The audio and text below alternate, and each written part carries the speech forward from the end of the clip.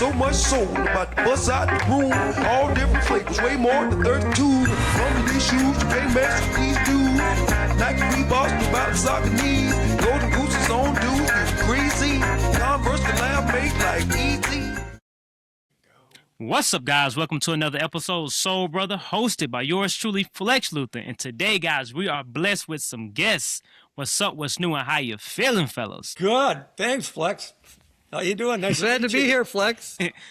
So, for the people that don't know, but I'm pretty sure they do know, give a small introduction and tell a little bit about yourself. Go ahead. I'm Art Juedes. I'm one half of a partnership that started when I was 2 days old. And here's the other part of the partnership. This is Rick. Go ahead, Rick. Hi, I'm Rick Gering, and I happen to be, luckily, the other half of that partnership that started 2 days old, and we live 2 houses apart. So it's been a wonderful, long life together. And somewhere along the line, we started a little catalog named Eastbay. Little catalog, I like that. A little catalog that everyone knows about. Little. I like it. It started little. I like it. It started as a store and grew because we had to make a decision, and we were lucky enough to pick the right one. So we picked mail order when mail order really wasn't anything yet, versus going more and more into retail. We sucked at retail. We were bad. We were really bad. So I like it. It wasn't that hard of a decision, but it worked out all right. All right. Well, we're gonna get into that, but before we get there, would you guys like to share what shoes y'all wore today? You go first. I have a gel Epirus on that my kids bought me for Christmas. And these are my lucky shoes. Can I put those back on? Jeez Louise. And I think I've worn about the same. They said all I remember when they were kids is I had the same pair of shoe on. So thanks to Eastbay, I was able to get a lot of them. I like it. I'm not wearing any shoes because he won't let me wear shoes in the house. So I got socks on though, Balaga socks. Oh, okay. My workout today, I wore an old pair of Nike Air Structures. I don't even remember the year, but that was the year that they were doing fluorescent colors.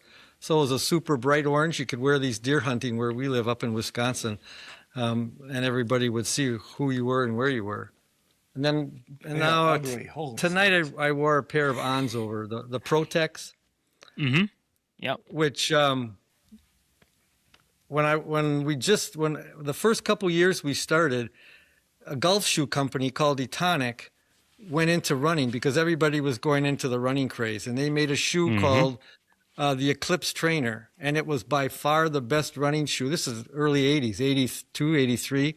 And since then, that has been the best shoe that I have ever worn for running. It fit and felt like a racing shoe, but it had enough cushioning and stability that I was running anywhere from 5 to 10 miles a day, and so it was plenty good for me. But no one has ever duplicated that fit. I got a pair of Ons, I think the Pro Specs, got a couple years ago, and that's the closest shoe that's ever come to that fit and feel. But it's amazing during the golden years and the early years of the sneaker wars, how these companies like Etonic, a golf shoe company, comes out of nowhere and makes something that really hasn't been duplicated yet today. That's crazy that you say that, because right now within the sneaker space, like, runners are the trending thing. Etonic is actually they have like a whole PR now that they're sending out packages for their new silhouette that they're bringing out. Saucony's doing a lot of great things. So like runners are definitely the thing again. Really? Yeah. So that's and the fact that I just seen someone post a pair of Etonics recently that's crazy, because they're trying to push the new release of they're trying to get a resurgence of that brand, especially with the runner, because the runners is definitely what people are looking for right now. Yeah, they were going downhill for quite a while. So and that's when we started. The running craze had hit in the mid '70s, or no, early '70s, and it had really started to build by the time we first started Eastbay. So it's interesting. What that was 80 to what 20? So 40 years. You would think fashion and those kinds of things would come around a little sooner than 40 years between, but glad it's back. Yeah, history always repeats itself. What I went with today was my favorite silhouette from Reebok, the Kamikaze. Also known, yeah. signature shoe of Sean Kemp. Yep. This pair in particular is the Layer of Intent, which was based off of the story of him pretty much saying that he would go to Kentucky, but, that didn't work out, and the rest is history. But Wow, yes, that's a great Wow, one. that's favorite very. silhouette. Did you Love ever the have the Kamikaze. black and green shoe? Did you ever have the black and green Kemp shoe? No, I don't. I have Oh. that one. That's the Seattle Sonics. That one and the black and white one is always the pair that everyone seems to want to get. So it's always a little harder for me to get that pair. So I don't have that pair yet, but it's I like definitely that. I coming. like what you got. That's Yeah, really that good. is way cool. Yeah. Yeah. Yeah. I just love, man. I love the way these feel. I love that they use a special type of insole. Reebok does, and it just the feel of it. I like a high top, and it's a bulky shoe, nice fit, and I can wear these for hours. Perfect. It looks pretty light though. Yeah, it Yeah. always was. I mean, Like a shoe. that was one of his fortes was his speed and quickness off the floor. So, because you always said when that shoe first came out, you always talked about how the white bands that go up along the shoe created enough open space in between them that you felt flexible, but yet you could feel like it's really locking you in. And you always liked it because you talked about having your guards being able to change direction so quickly. So that was pretty cool. You were ahead again. Well, you know. Again, you were ahead of your time. I like it. So as we get into the story of Eastbay, I want to go back because y'all have been friends for how long?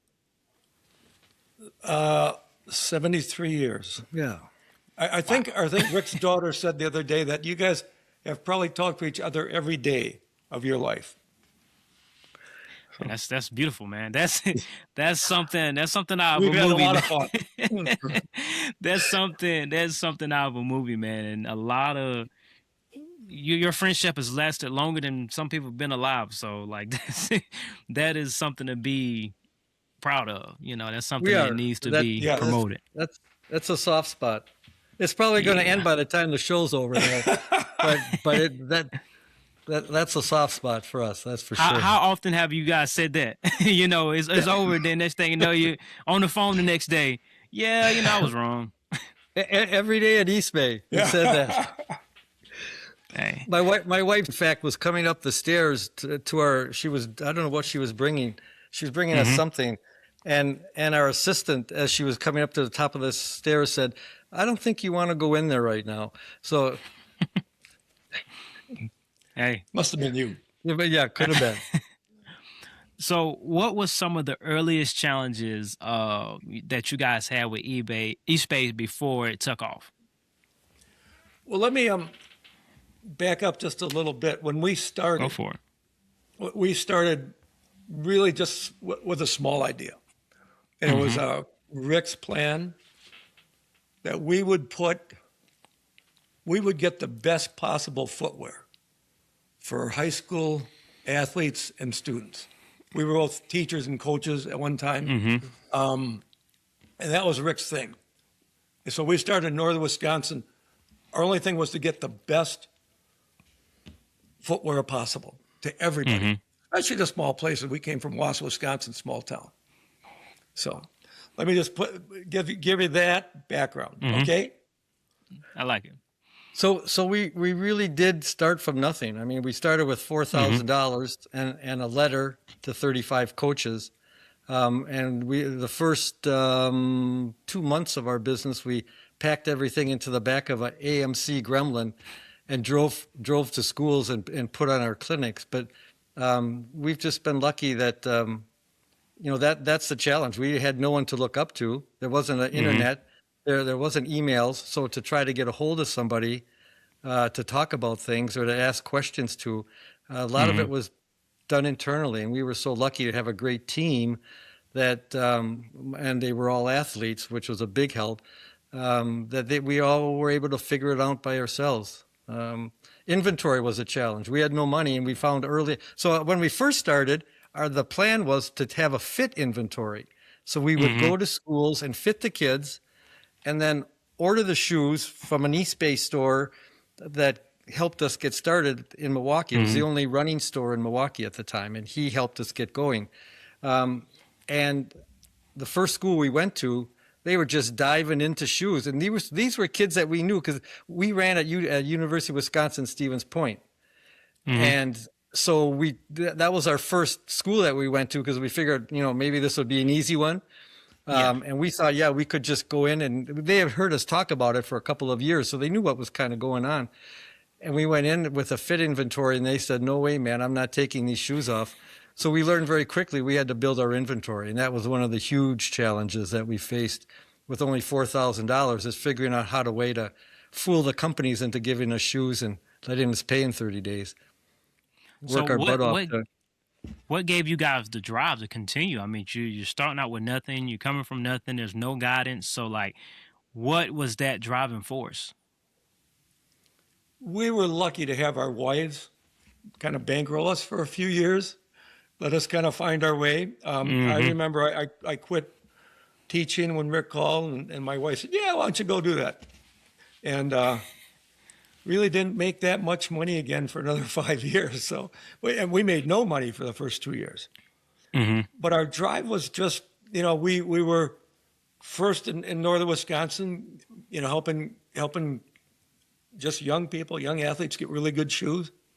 And that was working. We'd buy a van, then we'd buy another van, kept going to schools. So in about 3-4 years, we said, well, we can only go to certain boundaries here. And some coach called Rick or something and said, maybe if you could put some pictures on paper. So that's what we started doing. The light went on and the hammer hit us on the head and said, hey, there's an idea. But one of the things I think that always kept us going was when you went to the clinics with the kids, because nobody was going directly to the kids. And they weren't used to having anybody come into the school and talk to them and fit them and listen to their stories and understand where they're coming from. And just the smiles and the attitude and the stories that you'd hear and the excitement you'd see, that was enough to say this is working. We got to see how we can turn this into a business. We were having fun. I had a beard, and after the Gremlin, we stopped using the Gremlin because we knew we had to have more shoes with us because we couldn't just do a fit inventory. So we had this old rusted out black van. Eastbay was kind of scribbled on the side. And how coaches and administrators would let two young guys, one with a beard, in this black, crappy old van into school to fit the kids. At times were just different back then, and that wouldn't happen today. So no, that doesn't sound too good on paper. So no, not anymore. No, for sure. So at what moment did you guys realize that Eastbay was becoming bigger than those pictures on a piece of paper? Rick has a couple stories. For me, it was probably 1987. Went on the catalog, and you're talking about when we really felt we were getting bigger. So in the catalog in 1987, we were growing so fast, we put in, please don't call for a catalog. How's that for a catalog company? How smart is this? So when we got there, and things like Roger Clemens, he needed shoes for the All-Star game. This had to be around the late 80s, and we were the only ones, I think, in the world. They had, I believe, it was a brown Puma right pitching toe shoe, size 13. So we got him the All-Star game. For track, what would we do? Gwen Torrance at the Olympics that year. Barcelona. She had her race bike stolen right after the trials. And so we had to find some way. Puma called us, or Mizuno called us, and said, "We don't have her size. Do you guys have anything? Do you have a 5.5 ladies sprint spike?" And he said, "We do." So one of the guys that worked with us, he rushed to the airport. He flew out east, met the guy from Mizuno, I think in Atlanta, Yeah. and then he took the shoe and flew directly to Gwen and got it to her in time so that she could wear it in the race the next day, and got second in the 100. So, yeah. I like So it. that's I like it. when things like that start happening, and David Letterman on TV would start talking about, I have a hard time finding shoes. Call Eastbay though, and unsolicited. So we knew we were making some progress. Well, and then the other thing you always talk, because you did so well with this stuff, is we grew our list from nothing. We started with coaches. Coaches gave the catalogs because they got tired of ordering for their kids. So they said a couple of years later, send me a bunch of catalogs. So we virtually built our list from 0 kids to a little bit over 9 million. And so when we got to a point where we knew that kids were telling kids, you have to get this catalog, that we thought maybe we're onto something. So, Did you get a catalog? Yeah. We're gonna get into that later. I still got it. Okay. So, when you're creating these catalogs, how intentional was it? Like the product that you was putting in it, was it just kind of like it was on a whim, or there was actual like a science behind? Are we putting this in here? We're gonna make sure we got this in here for this, for this group. How did that work? We were very sports specific. We Rick wanted to say this, so we would just for basketball we would make sure we only worried about basketball at that time of year, and then track later, and then later we got all sports. Go ahead, Rick. no, it was just that we were one of the things that I think that we've been really happy that we did is we separated the business into sports. So we didn't say we want to be a $5 million company. We never had a budget until we were over $30 million. So we never said we want our annual sales to be $20 million. How do we get there? We started with, here's basketball from last year. How do we make basketball bigger and better for this year? And then we went on to wrestling, and then we went on to soccer, and then we went on to baseball. And so we really broke the business down into each individual sport. So we really made sure that we took the time, and as the word you used, intentional, in saying, how do we grow this sport? Don't worry what volleyball's doing. Don't worry what basketball's doing. We want to grow. Well, how's track and field going to be this year? And it empowered our buyers, and because we were buyers to start, but once we had to give that up because of the growth, Then we found some good ones. we found some we were so damn lucky. Athletes make great people. There's no question about it. Yeah. But it was we were very intentional in what we did. I mean, again, mail order was new. So whenever you're in a business, you try to find metrics that you measure to see how you're doing or what you should be doing. So our software allowed us, we found a great software company called Sigma Micro. L. Langsenkamp started that. And we were able to do a square inch analysis is what we called. So we measured each shoe, a square that it took up in the catalog. And then we figured out how much money we made from that size picture, from this size picture. And so we were very deliberate in putting certain shoes in certain places. The Air Jordan, you can make this big and you would have sold 10,000 pairs. Oh, yeah. But a different kind of shoe, you'd have to make it a little bit bigger so somebody knew that you had it. We had to be deliberate because it was such a fast growing company. One of the differences we did, I mean, back then on the internet now, you can go on to Nike and you see all the Nike. We put the Nike, the best Nikes next to the next best Adidas, best Reeboks, best New Balance, everything in basketball. And the same thing with other sports. So you can compare. It was up to the athlete to decide which one they liked. When you speak about being intentional, after reading a little in the book, I'm interested in the story about Under Armour. What made you guys take a chance on them? I think Kevin Playing. Kevin Plank is just an amazing guy, and he's great to be around, and he's good at telling his story. And you could, when we first, I think you even said it, when we first met him, you could tell this guy's passionate about what he's doing, and he knows what he's doing. And so we knew at the time, because, you know, as you talked about us being intentional, we tried to grow as the years went by, and it was very important for us to always have new product in every catalog. And once the shoes were doing really well, then we said, well, how do we look at the clothes? How do we get them to be able to wear something that really makes them feel better when they're working out? Because we were old heavy gray sweatshirts and T-shirt guys running, and so, you know, not only weighs 100 pounds, but it smells bad. And it takes forever to dry out. And so when you had something really cool like that come along, it really fit well in, because Nike had just started doing something like that. Adidas was pretty close to doing. And so Kevin came in at just the right time, I think, don't you? And I hated it. The name Under Armour with the compression stuff was genius. It was a good product, great name. I said, this is, you know, you could tell right away, Kevin, they're onto something. I like it. So as we talk about the 90s, hip hop, basketball, fashion and sports kind of collide. Where does Eastbay fit in at this moment? You're in the 90s, basketball, hip hop. We got people wearing Jordans as a lifestyle shoe. How does Eastbay fit in that?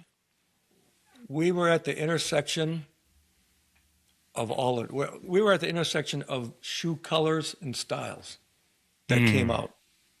I mean, the late 80s, you're talking about, or early 80s to the late 80s, you're talking about sports just becoming important. You know, you're going from Magic and Bird to Michael Jordan to, you know, the other guys, and you got Bo Jackson coming up at the end of the 80s, and Bo knows, and it was just a perfect time. And it was before, well, this is a catalog from 84, I think.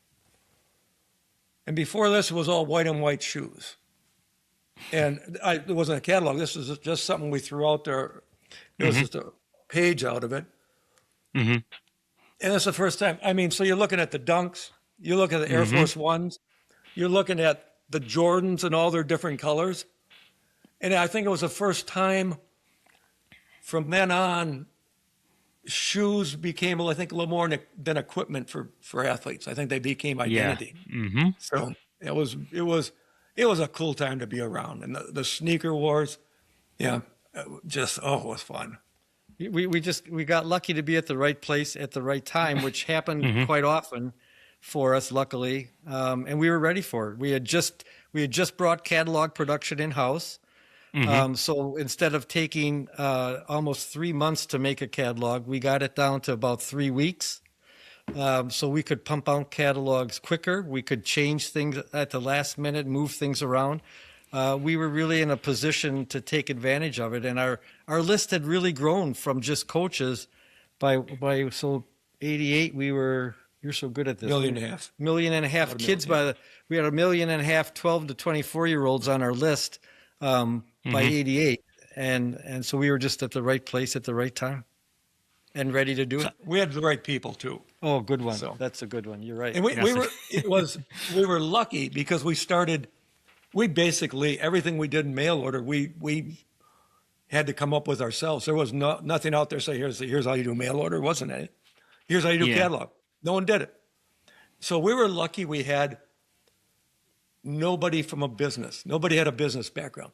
Because then you'd be in this box saying, I think we should do things like this. Everyone thought out of the box. And we just said, hey, you guys, we were lucky enough that we could, all our job was to hire people smarter than us. Was so easy. Didn't take long or didn't take much, did it? And we just let them do it. So, I mean, they were a couple of Rick's brothers and that. And, it was I like it. I've heard you guys mention twice the sneaker wars. I want to hear more about that. What exactly are we alluding to? Well, do we tell them about the hand grenades Nike shipped to Adidas, and Adidas shipped some kind of powder to Nike? No, not that. Just kidding. Absolutely kidding. I don't. Do you want to go first, or do Go you ahead, want me? Rick. It was. I don't. You're probably. Oh, you're way too young. But for us older fellows, the British invasion when the Beatles walked off the airplane in New York changed music forever. Yeah. And the shoe wars did the same thing for the athletic industry. At the time, Adidas was the number one shoe company in the world, and there was Hmm. this one company that had like a swoosh on their shoe that was really trying to Kind of get up and comer. and comer, trying to Hmm. get up there, and Reebok was starting to make noise and everything else, and the whole industry just had to grow up. There were so Hmm. many changes in how they had a sales force, how they did their pre-orders, how they did their dating on their orders, how they advertised their product, how they treated their customers. Hmm. They really fought and tried to find their way and figure out what made them better than other people and how they could develop that brand. And it was fun to watch it because there was great shoes coming through, there was great Hmm. athletes coming through. And then once, as you know, once ESPN and MTV and everything else comes along, everything just whoosh, and it was like Flex on steroids, just So Eastbay is one of the most known sports retail brands, and 9 times out of 10, any person that loves sneakers, Eastbay is part of their story. It's part of mine, and whoever I talk to, somebody is always they started Thank with you. 2 pairs of shoes and an Eastbay catalog. What decisions did you guys make to be successful as Eastbay became and impactful as it is still to this day? Wow. That's a nice question. It's because we started from scratch, and so you Mm-hmm. could almost say pick a letter in the alphabet, and we'll tell you something that we had to decide on based on what letter you pick. But um, we had no mailing list, so we had to Mm-hmm. figure out how to get a mailing list. We Mm-hmm. started, I think, before um, by working so hard when we went to the school clinics to have the kids trust us. They didn't think we were Mm-hmm. trying to oversell them. They didn't think we were trying to put them into something that wasn't good for them. So I think trying to get over those two things, and the other biggies, as we said earlier, was the inventory. We had to Mm-hmm. learn we don't have enough money to buy all the inventory we need. We got to figure out a way that we can use the companies, the Nikes and the Adidas of the world's inventory. And back then they had inventory. Nowadays they don't have that extra inventory. So when we talk about Mm-hmm. happenstance and being at the right place at the right time, we were certainly like that. But we had to figure everything: customer service, how to take phone orders, how to ship. I think we were Tough fortunate decisions. in the small town. Yeah. Oh, Um, yeah. we didn't have any big business plan. It was just the mission to get young athletes shoes. The best shoes, and to get them Yeah. the places they couldn't find. If New York City had all that stuff and L.A., but anywhere in between, you're not finding a lot of this. A lot of those things we put out there. That, and I think because we were from a small town, small area, the golden rule was important. You treated everybody the way you wanted to be treated. So For sure. when people called, we just, what can we do for you? And we never tried to sell them what we had. We sold them what they wanted. And I That's think really good. that was our business models. Where did you grow up? How did you get a catalog? Do you remember? Yeah. Again, it was just one of those things. It's kind of like the rite of passage when it comes to sneakers. It's just that the East Bay catalog is something that's just passed down, and like it's kind of has this lore about it because you hear like the older sneakerheads talk about it when they talk about the mailing part. Like I wasn't around for that, but I was still around for Oh, like East Bay was still relevant, still booming. So I'm like, wait a minute, the East Bay catalog. So then I signed up to get one and I started shopping with East Bay. And it was all off the strength of the lore and the stories that were told by other people that got into sneakers from the 80s, the 90s. And they're like, oh, I remember seeing my first pair of Jordans, my first pair of Reeboks in the East Bay catalog. I would circle it and tell my mom I want this for Christmas. And it, like I said, it was just like a rite of passage. You just kept on passing it down. And in the sneaker community, that East Bay catalog and it just has that. It's just that everybody has a little piece of it in their heart saved for Eastbay. So You say Well, cat, coloring or circling everything. They were talking when we were talking to the other people that we work with. They were talking about Kevin Durant. He couldn't afford any. He'd circle them, but his mom got him a pair out of we had something called a Final Score catalog, which was a sale catalog, and I believe they were a size 15 women's shoe, a Cheryl Swoops. And he said people gave him trouble. He says, I didn't care. I had a brand new pair of Nikes on my feet, so didn't care at all. He was younger then. So one of the things that is kind of like my theme of my podcast, of course, sneakers. But another thing is legacy. So one word to describe how it feels to have someone that wasn't around for the beginning of it, but still being able to speak about Eastbay and the love for it. rephrase that. Say that again, please. One of my biggest things on here's theme is legacy. And you guys have created that with Eastbay. And I want to know, like, what's one word to describe having someone sitting in front of you that wasn't around for the start of Eastbay, but can still share a story and share like what Eastbay means to them. Wow. It's so amazing to us. We're so honored. We didn't start off trying to be this. It just happened because we followed the kids, and the kids kind of led us. The athletes led us, and we just followed and did what they did. But that's quite an honor. Thanks for saying something. Yeah. Yeah. We'd ask you, are you sick? Do you have a fever or something? Are you starting to forget things? So when we started writing the book, we it was basically our friend, but mostly our family, our children, had asked us for years because we had all these great stories to hang around, and our children are all best friends and all that stuff too. And they said, can you guys write a book? But so we started writing a little bit and doing this and that and dabbling. And then when Eastbay closed, and you start reading suddenly online, ESPN, all these podcasters and great athletes like LeBron James and that coming out, and sportscasters with all this adulation for Eastbay and how we touched them.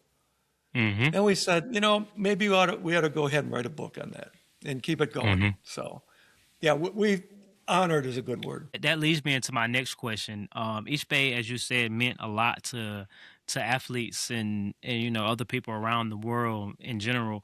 But to you guys personally, how did it feel once you guys had to make the decision to close Eastbay? Oh, go ahead, Rick. Well, go ahead. Go ahead. You can. We didn't close Eastbay. We had actually sold it earlier to Foot Locker. So we had tried to partner with Foot Locker. Yeah. You haven't got that to the book yet. That's okay. Yeah.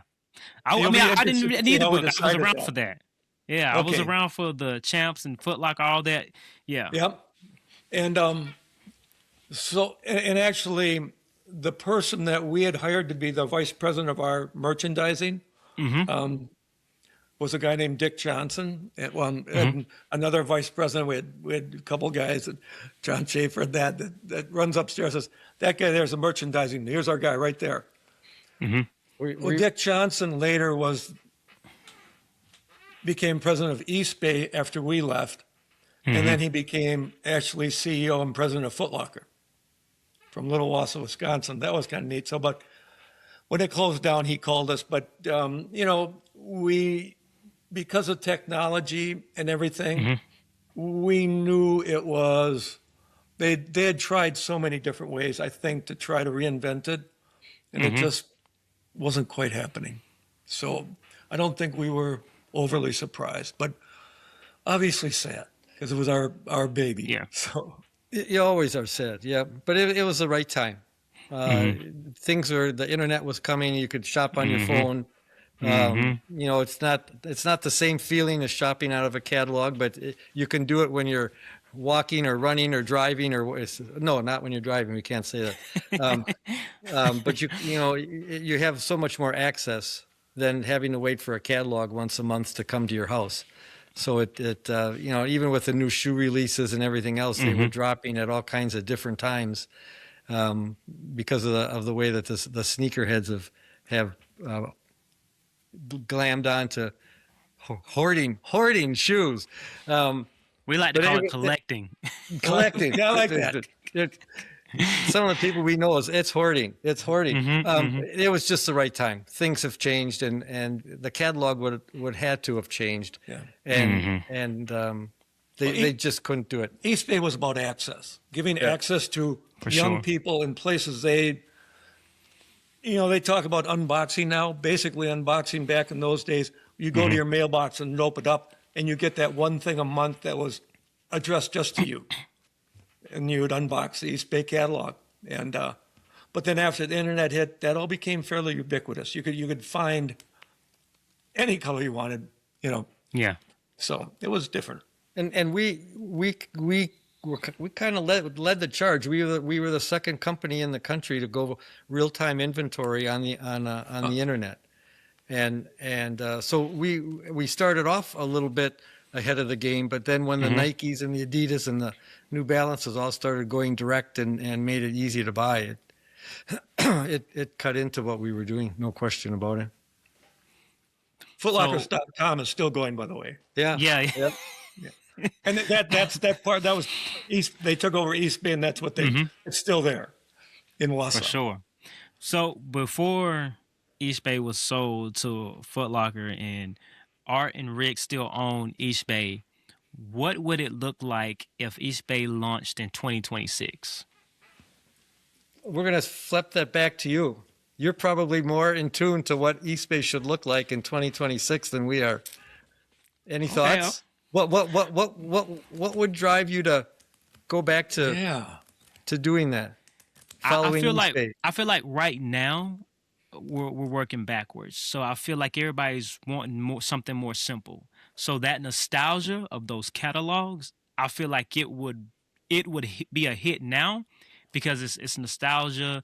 It's simpler. It reminds you of simpler times. So I would feel like if Eastbay was to launch right now in 2026, that would be the driving force. That would be the foundation. Let's go back to the basics, nostalgia, Eastbay catalogs, maybe like a slow launch. Maybe we only just catalogs, and then boom, brick and mortar.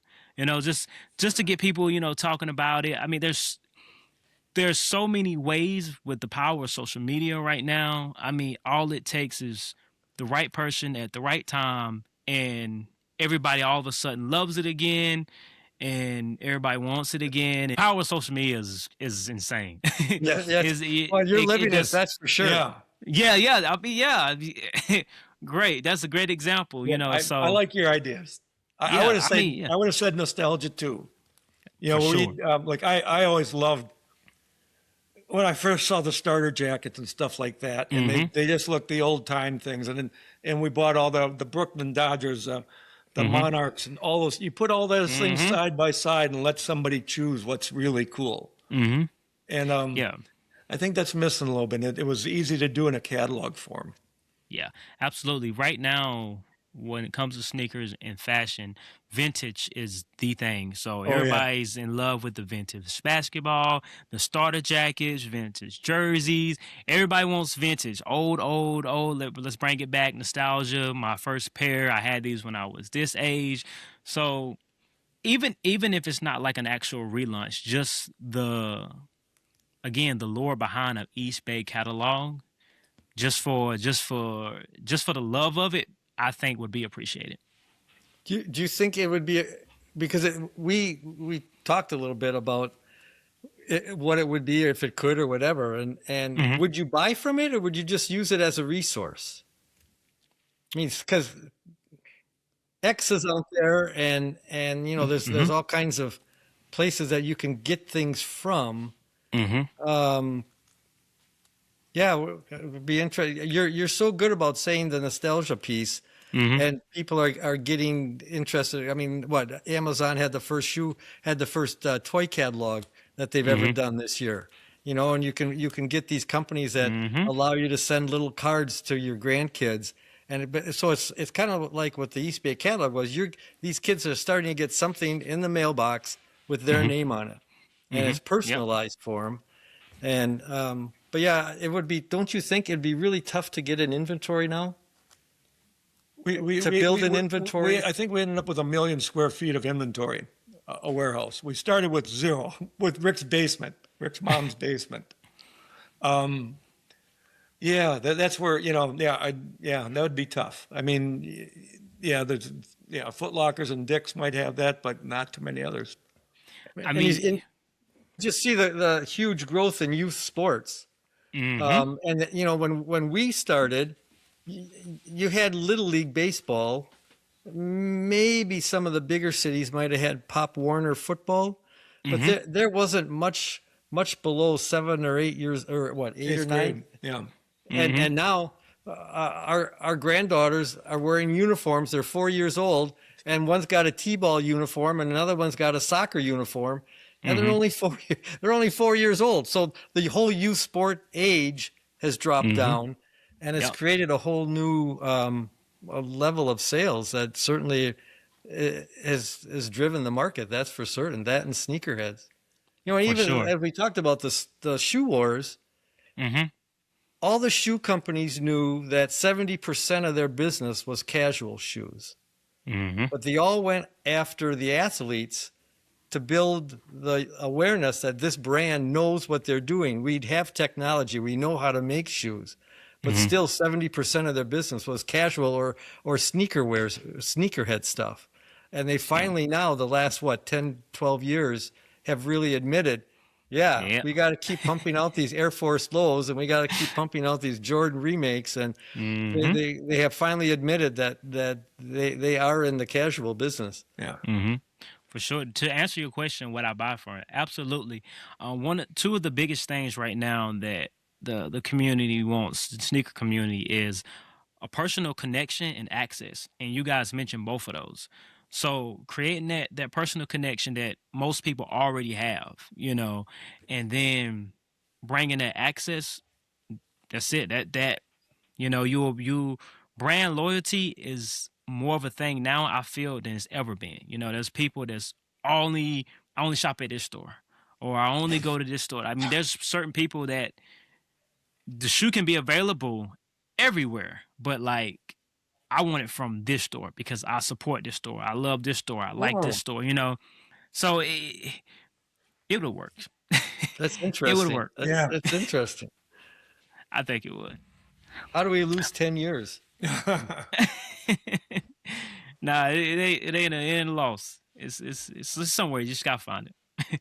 Somewhere in there, just find it. What do you think where Nike's going with their Hyper Ice, their shoe that allows you to recover and then also support any kind of injuries that you can wear around, so that you can either warm up more efficiently or you can wear it to help heal things that get injured? Do you think the company's going that direction and doing more of the mental things and the preparation things?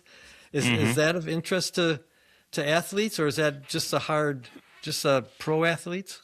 What's your take? I feel like everybody is on the health is wealth kick. So like anything that can help longevity, if it's just being able to run at an older age, a lot of people are wanting to be able to do that. So with Nike creating these innovative ideas and these shoe silhouettes that help with people that's doing fitness, because that's another big thing right now. Fitness is another money pot that everybody's really getting into. They're going to the gym. They want to feel good about themselves. So Nike's like, hey, let's create a slide that, after you get done working out, is supposed to help you recover, feel better. That's the sole purpose of it. But it also looks good too. So, everybody's going for it. So now you got the sneakerheads going for it because it looks nice, but you also got the people that's in fitness that's like, oh, it's Nike and it helps me recover. So, anybody that works out know leg day is the absolute worst after the second day. So if you got something that can help you recover your calves and your legs to just feel better, I'm sold. I'm gonna buy it. and it's Nike. So like it's Can't go wrong. Yep. yeah, you can't go wrong with it. So, We're so up on trends and ideas and things that are fairly new. How do you get there? What do you do? What do you watch? What do you listen to? Consume way too much content. Consume way too much content. I thought you had a Way too real much. job too. Yeah. How do you fit Exactly. everything in? I don't know. I can't. I don't. That's one question I don't have the answer for. It just kind of seems to work out. I'm pretty sure I'm losing something there on the way, but I just ain't figured it out yet. Maybe I'll see it in a couple of years. You gotta have the support of a good woman, like good ladies like we did. Hey, Our wife. behind Barbara. every great man is a greater woman. I stand strongly behind it. They gave us time to Mm-hmm. take a look at it, figure it out. It was really nice. Very fortunate. After 4 decades of building Eastbay, what are you guys most proud of? Wow. There's another one of those things you could just pick a letter and we'd have. I'll give you. I think the sneakerhead community, because it's almost like all these people that we had at one time that bought from Eastbay are now, they're really into all that things they might not have been able to afford back then. And now they're going on the different sites and buying what they really wanted. Think that's cool. And I think they're passing on to their kids too. Sure. So, I mean, and then these are just things I read online and I'm going, this is, you got to be fairly proud of that. So, Do you think it's safe to say that sneakerheads were kind of a underground thing? I don't know. Do you think that even way back when they first started? And then, like I said, with the shoe wars, the companies finally realized that 70% of the business is a bigger hill that they can take advantage of than just focusing on athletes like they did for the longest time. I believe that Guys, it was. come out. I don't think it was underground. I just don't think it had a name. I don't right. think anybody really like I like shoes. I don't think until like the internet boom, it was kind of like, oh, you like sneakers too, and you live here, and I like sneakers, and you like sneakers. You got a ton of sneakers. It's amazing that you get that people collect sneakers. I think that's, yeah. When you guys get a chance, I want you guys to look up a guy named Angry Joe. He has been collecting since the 80s. Real cool guy, friend of mine. I've had him on the show before. And Sorry. no, You you got to good. write You it good. down before we forget. Go ahead. Yeah, no, he is a good example of collecting before it had a name. So he has really? all these old pictures of like shoes that he had. He had his first pair was given to him by his wife. They've been together for forever, longer than I've been alive. So like he just look him up, and I think that'll give you a good idea of a good answer to that question, if it was underground or if it was relevant or if it's always been a thing. But I for sure 100% believe collecting sneakers was definitely always been a thing. I feel like now it's just a thing that we share. Yeah. Isn't that everybody's collecting together and we talk about it and we create videos on it and we books and pictures, and there's so many avenues in sneakers now. How do you guys feel about that? Like sneakers just being a thing for like sports, and now it's like people are making money off of it by selling it, making videos, talking about it. Like there's so many avenues now rather than, oh, I want this pair because it feel good on the court. We used to collect baseball cards. So They were a things lot like that. cheaper. They were a lot cheaper, but not all of them. And you got gum. But it's just it's amazing to see how people have got behind that, and it's become such a large part of the whole culture, not just sneakerhead culture, but I think culture in general. For sure. It's just amazes me sometimes when I look at it. Well, and I think one of the things that we're proud of, besides our friendship and our families. Oh, you're proud of that today? Not Good. No, I'm not. Let me move over. I'm not quite sure how proud. But one of the things that we've talked about, and as we were writing the book, and because we showed everything, and because we didn't push one brand over another, we really felt good that we gave the person buying from us the choice that you, like Art said before, you buy what you want. Don't, we're here to let you know that it's available, but you figure out what you want to do. And I think and so that gave power to the customers back then, because all of a sudden the Nikes and Sure. the Adidas of the world started trying to figure out how do we tap into what the kids are doing and what they like and what colors and what designs. And we talked about the sneakerhead thing has, as Eastbay waned, I think there's been a loss of some of that purchasing power, but the sneakerhead thing, I 100%. think, has exploded that. So it's really taking it to the next level, because now the companies are, Nike really focused on sneakerhead for a whole bunch of years at the expense of some other things. And I think most of the shoe companies did the same thing. I mean, you look at the shoes that they're making the last few years, they're way better than they were maybe 5, 6, 10 years ago, because they finally realized we have to do both. But the sneakerhead people really brought power back to the consumer, I think, because they created such a demand. Sure. And they helped lead the companies to where they were going. Yeah. And that's pretty cool. In the early 2000s, Nike and Jordan started this.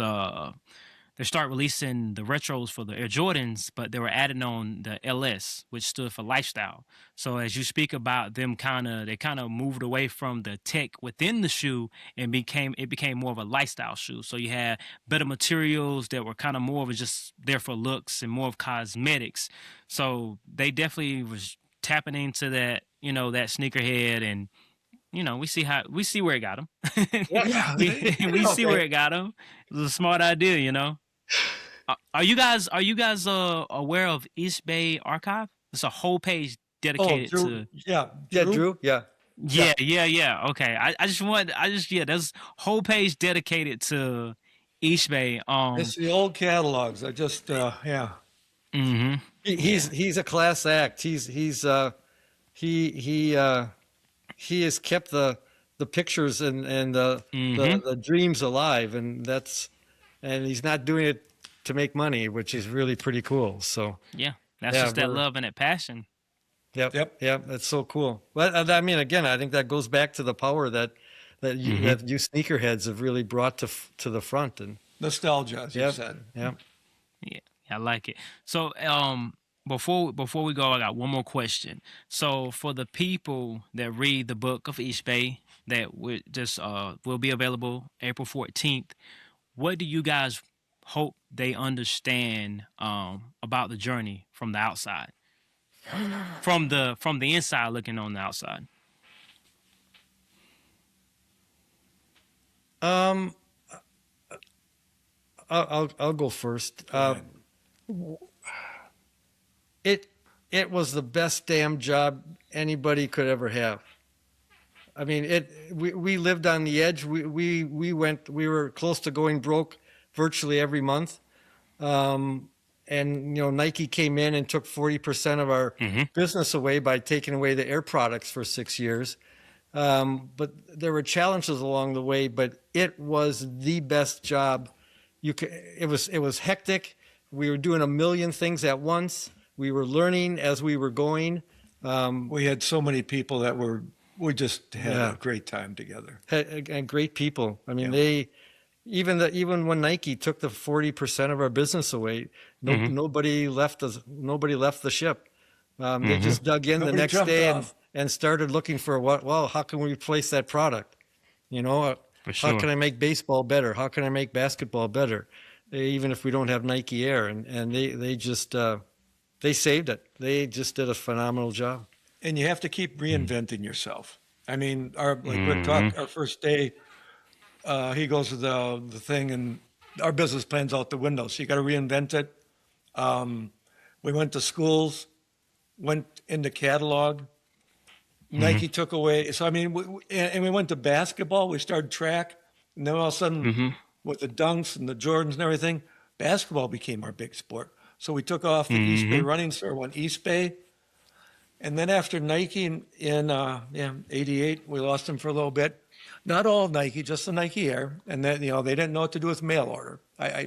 Looking back, you can't blame them. At the time, not that happy. So we had reinvented ourselves. So that's when we started carrying really big into all the nostalgia stuff, all the starter things, the starter jackets, the licensing, and we carried all our people, all our buyers, just scoured everywhere. It's like, what's a cool product to carry? What's out there? What don't we have now? Certainly couldn't replace the Jordan with just a few products, but every little bit helped. And we replaced what we lost at Nike Air in 1 year, which was a 60% growth, pretty good without Nike Air. And we came to Eastbay, the sports source, after that. What's so special about the current times within sneakers is, I mean, Nike and Jordan, I feel like that's always going to be the top dog. I mean, but there's so many brands that are really, it's currently our sneaker wars right now. I mean, there's so many brands that are fighting for the consumer that 40%, if it happened now, of Nike Air being taken away, it wouldn't be as pivotal. I mean, there's so many other brands that people are turning on to: New Balance, own brands, Saucony, Adidas doing the great things, Asics. There's so many other brands that people are looking into now. And again, the runners they're back, and you have brands that specialize in those shoes. So like they're finally getting that love. And they're really tapping into the consumer and what they're doing now. Something special that Saucony's doing. They're really getting personal again, getting those personal connections with the consumer when they're doing collaborations with people like J Tips, West Side Gun. Like these are people that the consumer find relatable. Like a person that started here and now all of a sudden they got a Saucony collab. So you got these people. Not only do they enjoy the design and the style, but they enjoy the comfort, but they also love the story behind it because it's like an underdog that came up and now he's got his own shoe and everybody want to champion that person. So it's a very unique time within sneakers because you can walk into a room and have the hottest pair of shoes on and it may not be a Nike or Air Jordan. So I feel like that's a very, very special time, It's becoming such an individual thing. And yes, it was always, when we started, if you got the right shoes, you always felt like you could run faster and jump higher. yeah. So, and when you had the right ones, you knew it. Everybody just wants to run fast now. So Yeah, isn't that the truth? Yeah. What's my 40 time? Yep. yeah. We get to ask you a question. Yeah, go What's ahead. your favorite shoe you bought from Eastbay? We're gonna get into that. We're gonna get into that. I got some. We're wrapping up here. We're gonna wrap up. With the last thing is our showcase shoe, and since you brought it up, I'll go first. Okay. So thank you. My showcase shoe is the Hair 7s. Oh, wow. I missed out on this pair. I believe they released early 2000s, and then I think the early 2010s. But I was able to get these from Eastbay alongside the special Eastbay catalog with the Buzz Bunny Hair 7. So with me, my hoarding, I like to collect everything that comes with my shoes. So I was able to grab the pair. I believe we got the catalog right before the release of the Hair 7. And I was able to hit on Eastbay and get my hair 7. So I laminated the Eastbay catalog. One of the best covers. And I got my Hair 7. So because this was one of the first. So is that your size, Flex? Yes, absolutely. Yeah. Oh yeah, absolutely. That's one of the things that helped us realize that we were selling to people who weren't wearing the shoes. Is they call up and order a size 12. And we said, we're out of them. And they said, well, what size you have? And they would take whatever size. So we had to ask you if that's your right size. Nah. I've always been, I wear all my sneakers and they're all in my size. I haven't really got to the point of collecting where I'm not wearing my sneakers. Like I don't have one of those shoes that, the only pair I can really thing that I would showcase or like display would be like a pair of Air Jordan 1s from '85. Like just be, just the meaning behind that. You just the first release of the Taxi 12, because the Taxi 12 was my one of my all time great shoes within my collection. So, but I'm too busy buying pairs to wear. Maybe we'll get maybe we'll get to that, displaying stuff later on. But right now we're buying kicks. So yes, this Way is cool. my favorite That's pair a great from choice. Eastbay. You Yeah. were up on things. You were not only up on what's happening in the industry and the world around you, but picking great product. Good for you. Yeah. Way to And go. then the thing is, I had no idea, what would become of Eastbay at that moment. I just love to, again, I love nostalgia.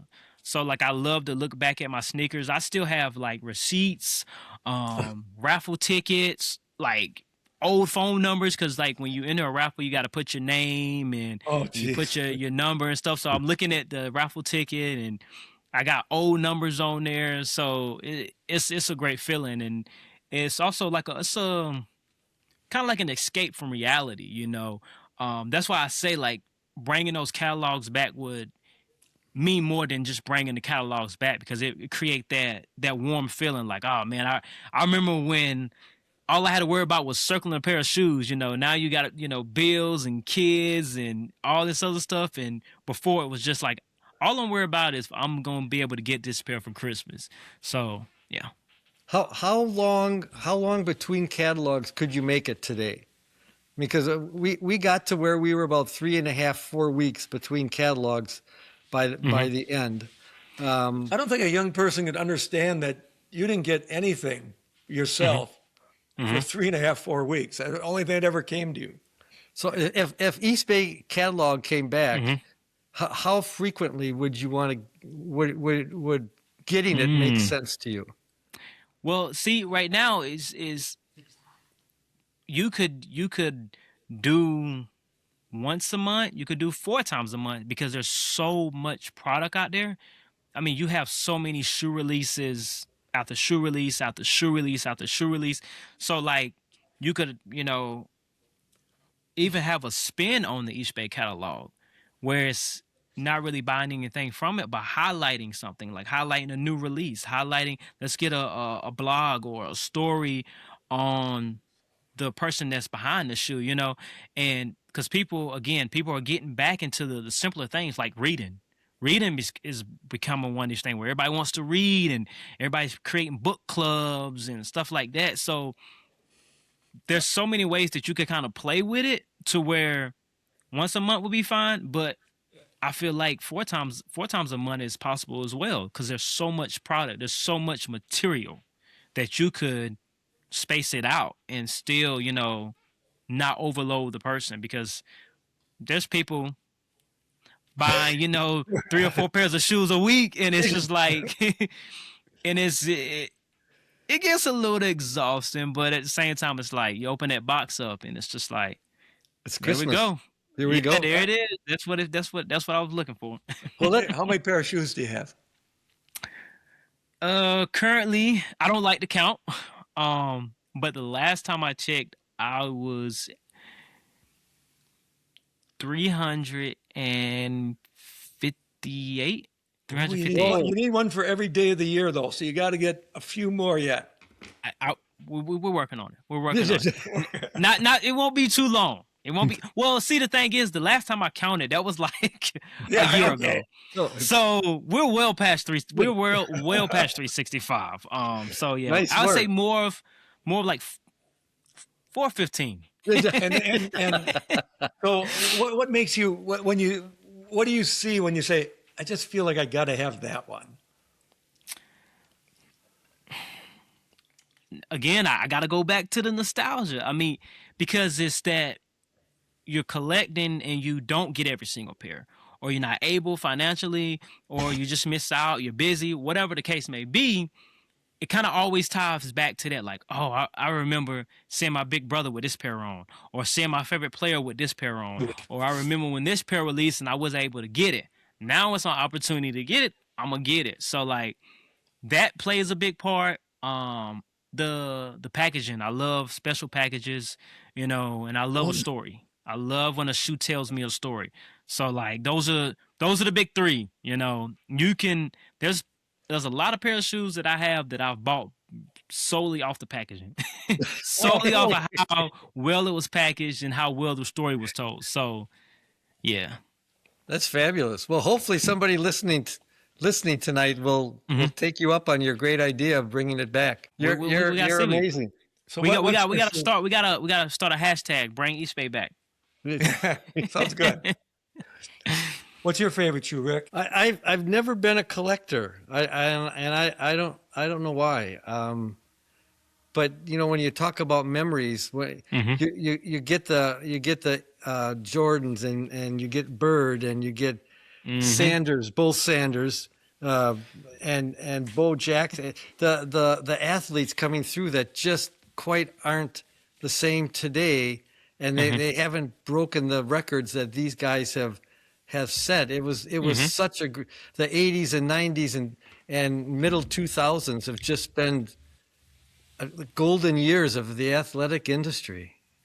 So And you think about the shoes, where you know, Nike going from, and it's the same thing in the movie, going from saying here's a shoe for guards to saying here's a shoe for Michael Jordan and here's a shoe for Shaquille O'Neal. You know, customizing the shoes for the athlete makes such a difference. It's more fun to watch others do it than to try to do it yourself, for me. So I have two favorite shoes. I was a basketball coach at one time. Baseball, basketball. Rick was track. He was fast. So we go fit up schools, and Rick still had some records at some of these colleges. But okay. So the Jordan. I mean, for us, every day was like Christmas. The guys would come in, and when we saw the Jordan, we says, "Oh, this is like almost a track shoe for basketball." It was so cool. And it was the first shoe. It's the only shoe I think we bought that I think if it didn't sell, because we bought as much as we possibly could. If it didn't sell, we might have been toast. We might have been out of business. And there's a lot of people weren't real sold on the Jordan at the beginning. If I had a time machine, I'd go back to when we bought all those Jordans. We had the black blue and the black red and the white Carolina blue. I mean, we had 10 colors out there. And we sold every last pair for the nice team price of $49.95. I want to go back and get those suckers. Also for us, me and you both. me and you both. I don't know if you can see it, but the Jordans are on the top, and they had white, green, white, purple. They had team colored Jordans that any school color you had, and they didn't. We talk about the shoe wars and the companies growing up. They didn't even have samples. They just had pieces of cardboard that they cut the shoe out and colored it. So they were going so fast. Yeah. Wow. You know, so it was those early years. Companies really grew up, and there's huge. Obviously now there's huge changes. And I have one last one. So when we lost Nike, luckily Shaquille O'Neal went to Reebok, and he was telling Reebok that, oh, hey, I bought all this stuff, the N1 stuff and that. I bought this all from Eastbay and that, and found out that, he bought things for us because we had his size. And then when we tried to get Nike back, that was a few years later, we made this catalog. It was called our Where's Waldo catalog. This from 92? 3. Okay. And on the inside pages, all the way across, if you see the kind of the grayed out thing, that's his. That from one side to the other, that's the size of his shoe. And we sent that catalog to a whole box of them to every building at the Nike campus. This is when we were trying to get Nike back. Nike back. And luckily, not too much longer, a really great guy from Nike, Mark Duggan, and he calls and said, how come you guys aren't showing Nike in the front here, and you're showing this Reebok stuff? I says, boy, if we had the Nike Air stuff, we would love to do that. And so that's we talked for about a year on that and finally got it back. So those are the two shoes that really. And I did have a Jordan at one time, if you read the book, and a coach called me who I knew, and his son needed a pair of Jordans, and took them off my feet and sent them out. So I just put them on. So that's the only Jordans I ever had. So. Hey, again, that's another thing that's big. Buying used. So, I didn't know that at the time. yeah, I gave 'em so to 'em. yeah, that doesn't hurt anybody's feeling these days. If it's When a you pair said that you you were from love, Oh, you didn't say it. I read you were from. It reminded me of us.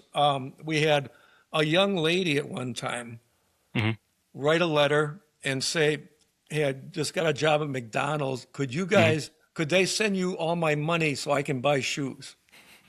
And she was from Charlotte. I just remember that. And I like it, man. and I we just like sent her a pair of shoes. We said, well, we really can't do that. We wouldn't know how to do it. So it. Yeah.